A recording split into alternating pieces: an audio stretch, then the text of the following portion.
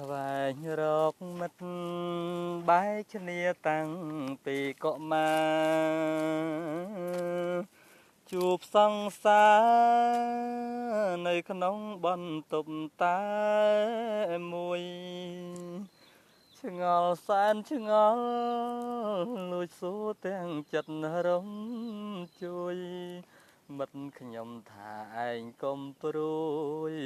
នឹងហើយគឺប្រពន្ធខ្ញុំសង្សារខ្ញុំលួចយំក្នុងបន្ទប់ទឹកខ្ញុំរត់ផឹក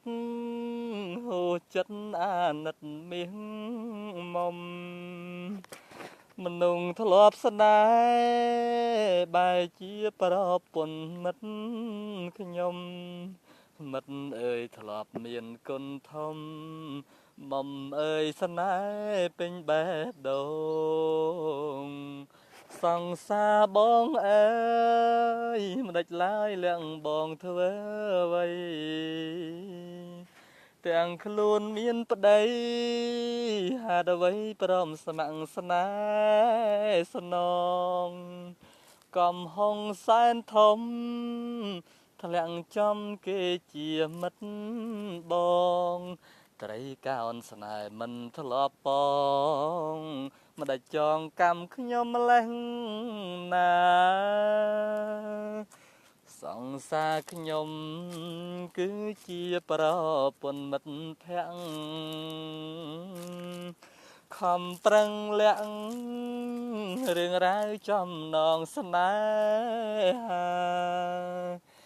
ដើម្បីមិត្តត្រូវកាន់ចិត្តពីសង្សាររាប់គ្នាជា friend ធម្មតាជួបគ្នាហាមស្រក់ទឹកភ្នែកសង្សារបងអើយមិនដេចឡើយលះបងធ្វើអ្វីទាំងខ្លួនមានប្តីហេតុអ្វីព្រមស្ម័គ្រស្នេហ៍ស្នងកំហុងសែនធំ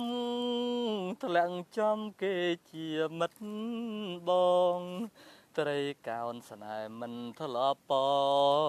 ងមិនដាច់ចងកម្មខ្ញុំម្លេះណាសង្សារខ្ញុំគឺជាប្រពន្ធមិត្តភក្តិខំប្រឹងលាក់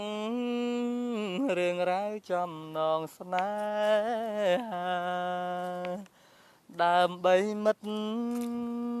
ត្រូវកាត់ចិត្តពីសង្សាររាប់គ្នាជា friend ធម្មតាជួបគ្នាហាមស្រក់ទឹកភ្នែករាប់គ្នាជា friend ធម្មតាជួបគ្នាហាមស្រក់ទឹកភ្នែក